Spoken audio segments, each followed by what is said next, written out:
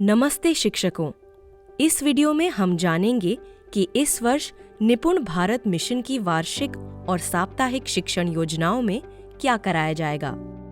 जैसा कि आप सभी जानते हैं, परिषदीय विद्यालयों में पढ़ रहे कक्षा 1 से 3 के सभी छात्रों को 2025 से 26 तक निपुण बनाने का लक्ष्य निर्धारित किया गया है।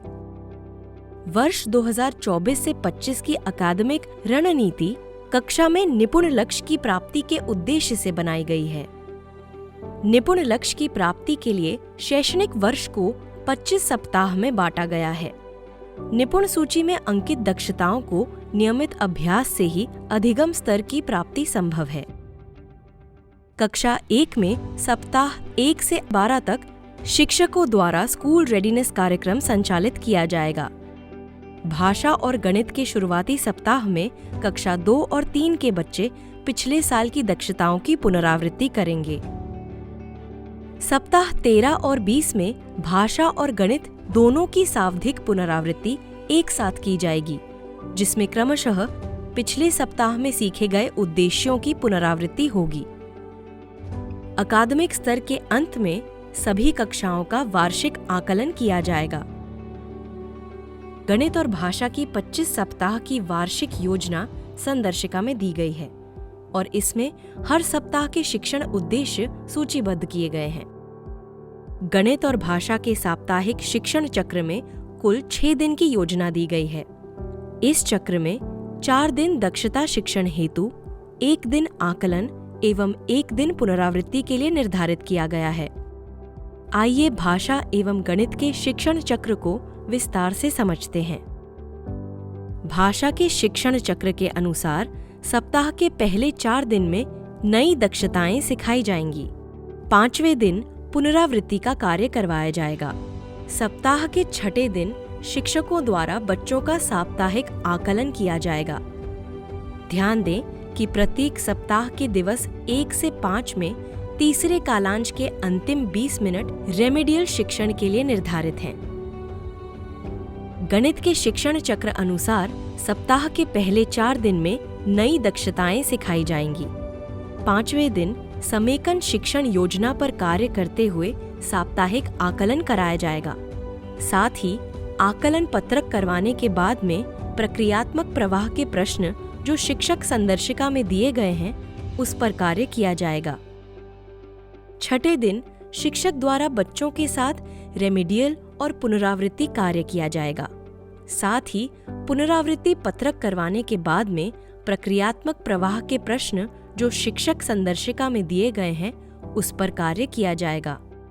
ध्यान दें कि प्रत्येक सप्ताह के दिवस 1 से 3 में तीसरे कालांश के अंतिम 20 मिनट में रेमेडियल शिक्षण का कार्य किया जाएगा।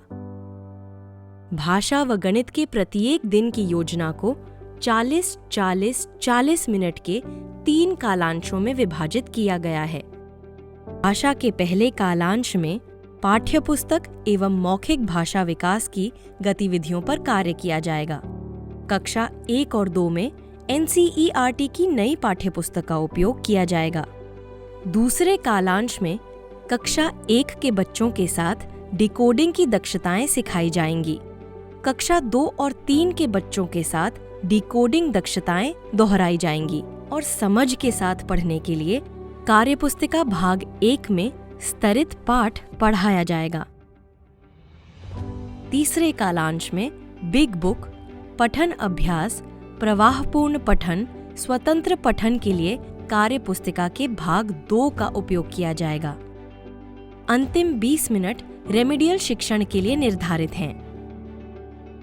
गणित के अनुदेशात्मक दिवस में पहले कालांश में शिक्षक मैं करूं, हम करें और आप करो पद्धति द्वारा गणितीय बातचीत और दक्षता शिक्षण करवाएंगे। दूसरे कालांश में सीखे गए उद्देश्य का दिए गए कार्यपत्रक द्वारा अभ्यास किया जाएगा। तीसरे कालांश में सीखे गए उद्देश्य की समझ को मजबूत करने के लिए संदर्शिका में दिए गए गणित खेल के माध्यम से दक्षताओं को दोहराया जाएगा। तीसरे कालांश में गणित खेल के बाद चिन्हित बच्चों के साथ रेमेडियल कार्य करवाया जाएगा गणित शिक्षण के दौरान पहले कालांश में गणितीय बातचीत और तीसरे कालांश में गणित पाठ्य पुस्तक का उपयोग किया जाएगा। आइए इस वीडियो में सीखी गई मुख्य बातों को दोहराते हैं। आज हमने सीखे इस साल के अकादमिक रणनीतियों के कुछ मुख्य चरण। 1. निपुण लक्ष्य को प्राप्त करने के लिए पूरे वर्ष में 25 सप्ताह में शिक्षण योजना को बांटा गया है। 2. भाषा और गणित शिक्षण साप्ताहिक शिक्षण चक्र के अनुसार किया जाएगा। 3. सप्ताह के हर दिन की शिक्षण योजना को 3 कालांश में बांटा गया है।